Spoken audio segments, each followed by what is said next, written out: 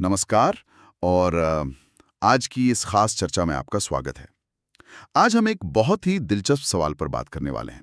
सवाल यह है कि एक झूठी अफवाह का, एक लांछन का सामना कैसे किया जाए? क्या सच बोलकर या फिर एक ज्यादा बड़े और चतुर झूठ से, जैसा प्रेमचंद अपनी कहानी लांछन में दिखाते हैं? ये सवाल आज के दौर में तो और भी जरूरी हो गया है। बिल्कुल।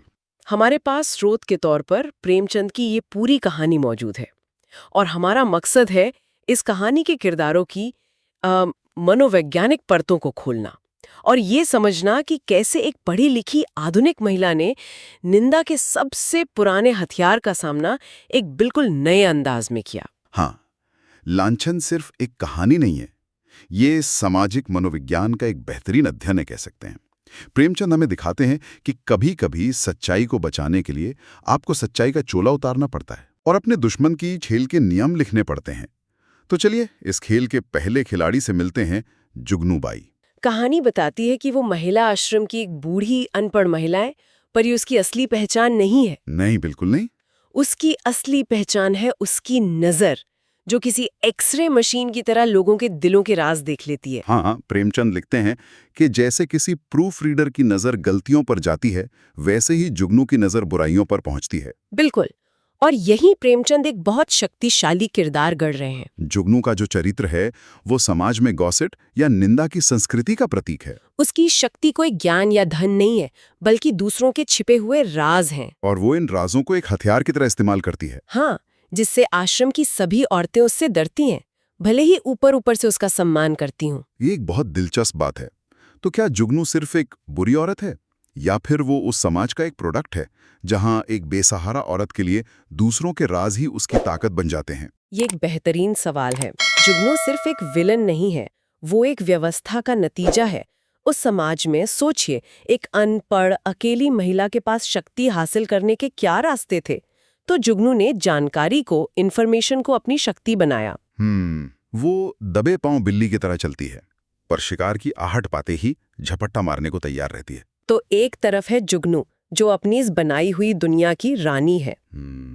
लेकिन हर सत्ता को एक चुनौती मिलती है और यहाँ वो चुनौती बनकर आती हैं मिस खुर्शेद। हाँ, शहर के गर्ल्स हाई स्कूल की नई हेडमिस्ट्रेस। पढ़ी लिखी, आधुनिक, सुंदर और आत्मविश्वास से भरी हुई। यहाँ दो दुनियाओं का सीधा टकराव दिखाया गया है। एक तरफ जुगनू है, जो परंपरा, संकीर्ण सोच और दूसरों की कमियों पर जीती है, और दूसरी तरफ है मिस खुर्शेद, जो शिक्षा, आधुनिकता और आत्मनिर्भरता का प्रतीक है। वो गाना जानती हैं, भाषण दे सकती हैं, अभिनय कर सकती हैं, मतलब वो सब कुछ है जो जुगनू नहीं है। और यही बात जुगनू को सबसे ज्यादा खटकती है। और ये टकराव बहुत जल्दी सामने भी आ जाता है। पहली ही मुलाकात में मिस खुर्शीद जुगनू को भांप लेती हैं। वो उसे चालबाज कहती हैं और आश्रम की प्रधान मिसेस टंडन से उसे निकालने तक की बात कर देती हैं। लेकिन मिसेस टंडन का जवाब, वो बहुत कुछ कहता है। वो कहती हैं, निकाल कैसे दूं? जिंदा रहना मुश्किल हो जाए। हमारा भाग्य उसकी मुट्ठी में है। ये उस आश्रम की असलियत है। ऊपर से महिलाओं के उत्थान का केंद्र, पर अंदर से जुगनू के डर से चलता है। लेकिन मिस खुर्शीद डरने वालों में से नहीं है। वो एक प्रण लेती हैं। हाँ, वो कहती हैं, अच्छा मैं इसे ठीक करूंगी, अगर ना निकाल दूं तो कहना। ये सिर्फ एक धमकी नहीं थी, ये एक ऐलान जंग था। और दूसरी तरफ से भी जंग का ऐलान हो जाता है। मिसेस टंडन जाकर जुगनू को चिता देती है। और जुगनू का अहंकार जाग जाता है। वो कहती है, मुझे चिताने का काम नहीं, उन्हें चिता दीजिएगा। यहां का अनार बंद कर दूं तो अपने पाप की नहीं। अब लड़ाई तय है। और जुगनू अपना पहला कदम उठाती है। वो जासूसी करने मिस खुर्शीद के बंगले पहुंच जाती है। वहां खानसामा से वो छोटी छोटी बातें निकलवाती है। क्या बातें? कि मिस खुर्शीद का खानदान ऊंचा नहीं है, उनकी अपनी माँ से नहीं पढ़ती, वो गिरजे नहीं जाती और उन्होंने अभी तक शादी नहीं की है। अच्छा, और जुगनू इन सब जानकारियों को कैसे देखती है? वो इन्हें अपने पूर्वाग्रहों के चश्मे से देखती है। शादी ना करना, माँ से अनबन, गिरजे ना जाना, इन सब को वो चरित्रहीनता के सबूत मान लेती है। जब खानसामा बताता है कि उनकी शादी नहीं हुई, तो जुगनू बनावटी आश्चर्य से कहती है, अरे अब तक ब्याह ही नहीं हुआ, हमारे यहाँ तो दुनिया हंसने लगे। ये उस समय की संकीर्ण मानसिकता को दिखाता है। हाँ, जहाँ एक महिला की पहचान उसके परिवार और पति से ही होती थी। जुगनू असल में मिस खुर्शीद के चरित्र पर लांछन लगाने के लिए मसाला इकट्ठा कर रही है। हाँ, और उसे मसाला मिल भी जाता है, एक बहुत बड़ा मसाला। बंगले पर एक सुंदर सजीला युवक विलियम किंग आता है और मिस खुर्शीद दौड़कर उससे गले मिल जाती हैं। जुगनू के लिए तो ये सोने की खान हाथ लगने जैसा था। बिल्कुल। वो सीधे मिसेस टंडन के पास पहुंचती है और इस घटना को मिर्च मसाला लगाकर सुनाती है। वो खानसामा से भी कहती है, दोनों इस तरह टूटकर गले मिले हैं कि मैं तो लाज के मारे गड़ गई। ऐसा चूमा चाकी तो ज़ोरू खसम में नहीं होती। और फिर क्या था, ये बात तो जंगल की आग की तरह पूरे शहर में फैल गई। तो जुगनू ने अपना जाल बिछा दिया है। अब सवाल ये है कि एक पढ़ी लिखी आधुनिक महिला जैसे मिस खुर्शीद इसका जवाब कैसे देती हैं? हाँ, क्या वो तर्क देती हैं? क्या वो अधिकारियों से अपील करती हैं? नहीं। और यहीं पर प्रेमचंद की चतुराई दिखती है। वो आग का जवाब आग से देने का फैसला करती हैं। एकदम सही। असल में ये सब मिस खुर्शीद का रचा हुआ एक नाटक था। वो जानती थीं कि जुगनू जासूसी करने आएगी। तो वो युवक विलियम किंग, वो कोई और नहीं बल्कि उनकी दोस्त डॉक्टर लीलावती थी। मिस खुर्शीद जुगनू के ही हथियार मतलब अफवाह को उसी के खिलाफ इस्तेमाल कर रही थी। ये तो बुद्धि का बहुत चतुर प्रयोग है। हाँ, वो बाद में लीला से कहती भी हैं, तुमने अपना पार्ट खूब खेला लीला, बुढ़िया सचमुच चौंधिया गई। लेकिन क्या ये तरीका थोड़ा खतरनाक नहीं था? मतलब वो एक इल्जाम को मिटाने के लिए खुद पर एक और बड़ा इल्जाम लगा रही थी। अगर उनका प्लान फेल हो जाता तो? बहुत खतरनाक था। ये एक बहुत बड़ा जुआ था। सही कहा आपने। लेकिन मिस खुर्शीद समझती थीं कि जुगनू जैसी मानसिकता से आप तर्क से नहीं जीत सकते। तर्क जो है वो अफवाह के सामने बेअसर होता है। अफवाह को काटने के लिए आपको उससे बड़ी कहानी बनानी पड़ती है। वो जुगनू की कल्पना को वो सब कुछ दे रही थी जो वो देखना चाहती थी, ताकि जब पर्दा गिरे तो चोट दोगुनी गहरी हो। और उन्होंने इस नाटक को और आगे बढ़ाया। जुगनू का पेट इतने से नहीं भरता। सही। वो रात को एक किताब मंगवाने के बहाने फिर बंगले पहुंचती है और इस बार का ड्रामा तो और भी मजेदार है। ये तो अभिनय का चरम है। मिस खुर्शीद पूरी तैयारी के साथ रेशमी साड़ी और श्रृंगार में निकलती हैं। और फिर विलियम किंग नशे में धुत होने का नाटक करते हुए आता है। हाँ, और मिस खुर्शीद से जबरदस्ती करता है और फिर जुगनू को देखकर उसे धमकाता है, तो यहाँ क्यों आई बुढ़ी, शैतान की बच्ची, मैं तेरा गला घोट दूंगा। ये सीन तो किसी फिल्म जैसा लगता है। उन्होंने जुगनू को उसकी कहानी का क्लाइमैक्स दे दिया। बिल्कुल, उन्होंने मिलकर ऐसा दृश्य रचा जिससे जुगनू की गढ़ी हुई कहानी पर पक्की मोहर लग जाए। जुगनू डरकर वहां से सिर पर पांव रखकर भागती है और उसके पीछे कमरे से हंसी के ठहाके उठते हैं। वो ठहाके सिर्फ मजाक नहीं थे, वो जीत की पहली गूंज थी। एकदम। अगली सुबह का सीन तो और भी नाटकीय है।